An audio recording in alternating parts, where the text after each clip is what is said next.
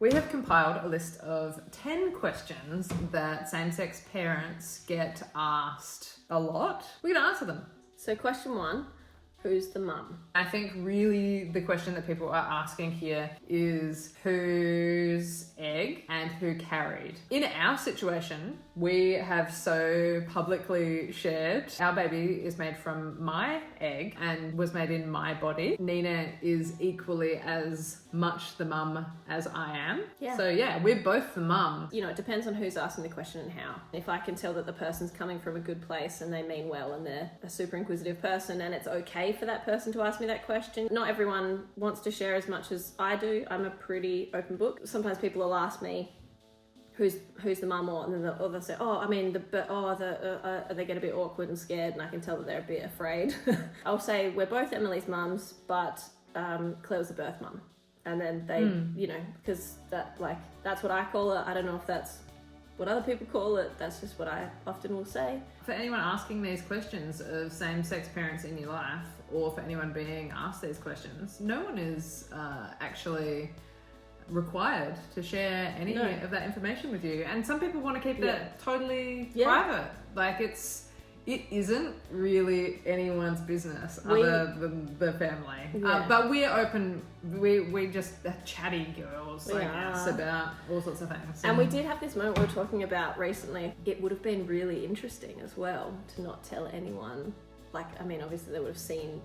Family and friends would have seen Claire pregnant. People get obsessed with physical features and things. But it would have been interesting because, you know, then there's times where we'll look at Emily and we're like, she looks like such and such in my side of the family, when we know there's no biological connection. Yeah. But we sort of go, it would have been pretty interesting to not tell anyone which egg, because then people would have been at this loss for, but how do I make my age-old connection that I'm used to making with you know, a baby, that they have your eyes or your nose? And it's like, surely sometimes it's pretty obvious that a baby's, I don't know, but other times it's like, I think, and also it doesn't matter whose ears they have. Like an adopted kid and their parent are still, that's still a parent and a child relationship. Like there's still you know, like it's sort of sometimes can feel like it invalidates the relationship between the non-biological parent.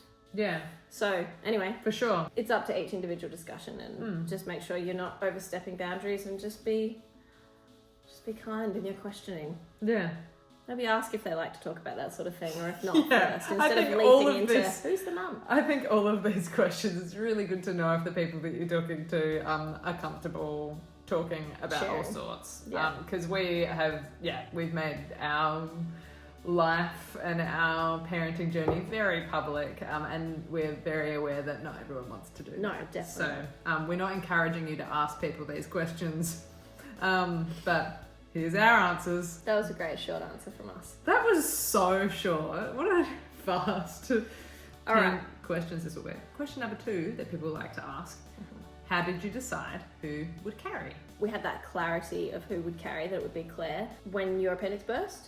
And it's sort of, you were told that you would have quite a few complexities and challenges in having a baby, and if you wanted to, you'd better hurry along with that. We had talked about kids for years, but we, you know, sort of ummed and ahed for a bit, and it's, you know, a scary prospect, or daunting maybe more so, but it just kind of spurred us into action. There's nothing quite like being told you very likely won't be able to carry children or have children or whatever. There's nothing like being told that will make it clear to you one way or the other if you actually really wanted to. Because I was like so shocked by how devastated I felt by that. Yeah. Yeah, and that's how we decided. That's it. And we made a video last week about how we decided who will carry baby number 2. Oh, spoiler alert! Nina. But there's a video that we'll link at the end of this video, and you can watch about that. So it's a very sweethearted video. All right, question number 3. Great job. Thank you. Where did you get your donor? We're very fortunate to have a known donor, and we're so stoked that it has worked out that way. Having an anonymous donor, I think absolutely has its, I think there's pros to both ways for sure of going about things, whether it's a known donor or an anonymous donor. But it's what we definitely were hoping for. So it's worked out really beautifully that like she's going to grow up knowing her donor. It kind of just fell into place for us and our donor, and it's really special the way it's worked out. Yeah. Yeah. Oh yeah, this one. Funny next question. Does the baby have a dad? No. No. Dadless.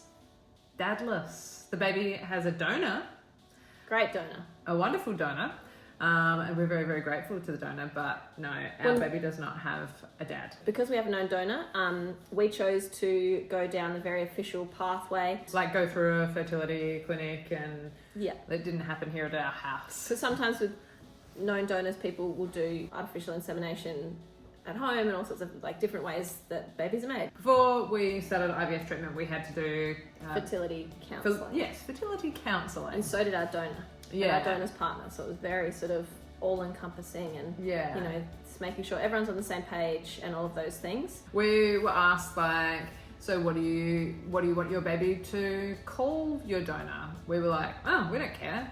Like if the baby Yeah. grows up and wants to call him dad, then whatever, that's fine. The fertility specialist shared that. Our counsellor. Yes. Our counsellor was saying that like that while that can be good and that does work for some families, it can create like another level of complexity because like a donor, and in our case, our donor is not playing the role of a dad. He's not in a fathering position, not in fathering role. He's very much the donor. So then for a kid to have this person who is like dad, If but we were isn't- introducing him as dad and that sort of thing. yeah, but isn't doing dad things that, you know, all of their friends at Or even within our own family might be like, oh, well, why does like my cousin's dad do this other stuff with them and live with them and what? Like, or, you know, see them all the time, you know, that kind of thing. he's not doing dad things, so like it can cause identity issues and complexities and stuff. So we'd be really interested to hear though from people who are watching, like obviously there's no one way to do this. If you have donor conceived kids, like has it been different to that? Like have you been calling the donor dad and that's like totally working out fine for you guys? Or we would love to hear other people's experiences as well. But that is why we have made the very conscious choice not to use language like dad and father and like these very kind of like heteronormative like ideas of gender roles and like all this sort of stuff. Yeah, great. Good job. That was good. Thank you. Well done, everyone. Really concise. Really great so far.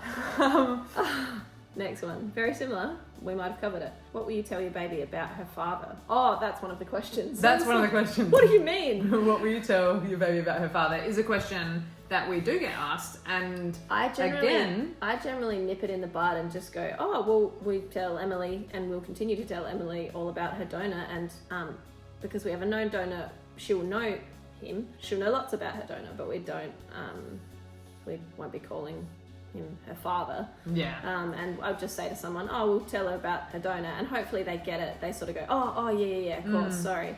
And if they don't get it and they continue to refer to the donor as the father and say, oh, will she see her dad, or is the dad in the picture, kind of thing. Then they get kicked out of our house.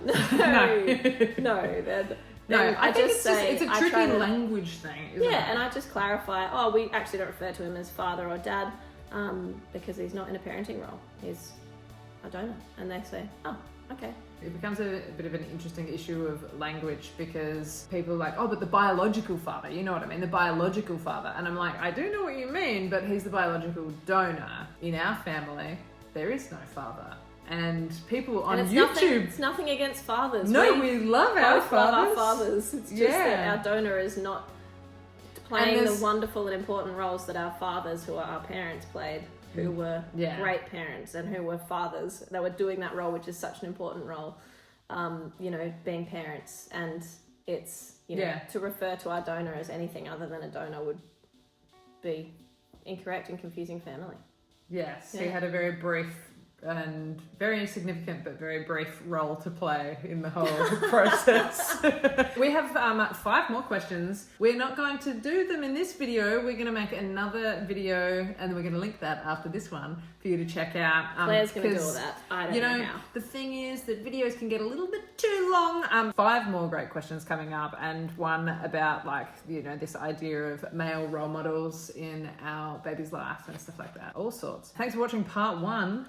Stick around for part 2 of this series. I said at the beginning that I was going to link that other video. I'll link that in the description, but here is part 2 of the series of questions that people like to ask same-sex parents.